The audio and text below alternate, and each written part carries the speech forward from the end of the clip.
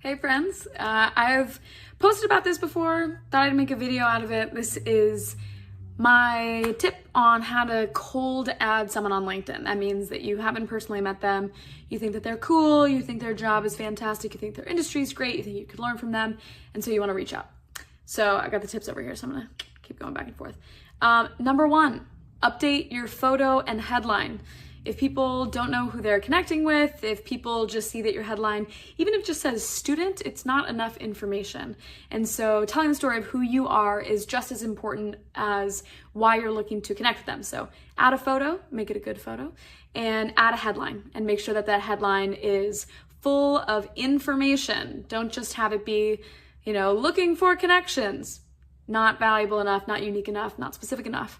Don't have it just say student. What type of student are you? Maybe you're a computer science graduate student looking for internship 2021. You want it to be something that is just a bit more telling of your story. Number two, always, and I will never back away from this, always add a personalized note. I probably get, regardless of how many requests I get a day, honestly, fewer than 5% of them have a personalized note. So that is an immediate way to stand out. And you just want that note to include something specific. And I'm looking back. Number one, it should include their first name. It should never look copied and pasted. You should really try and make them realize that this was not a generic message, and including someone's first name is a really easy way of getting there.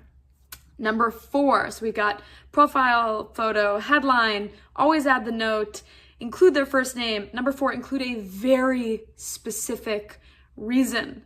One that could only apply to their posts, their career, their story, some presentation they gave, a quote that they included in media somewhere. You want a targeted thing to tell them. I get messages all the time that say things like, I love what you do. Would be great to connect and add you to my network. Not specific enough. I even get messages that are like, I think artificial intelligence is so important. Would love to connect. Not unique and specific enough. It should say something like, I watched your recent video about XYZ. I especially love the part XYZ. It would especially help for my thesis on XYZ. I would love to connect and continue to share ideas on XYZ. And I think that's enough. Like, you want to make it specific, you want to tie it back to you want to tie it back to some sort of value add for the connection, because otherwise you could just follow them or check back on their profile or even send them an in-mail. There's a reason that you want to connect, and so you should spell that out. Number five, very important, never sell.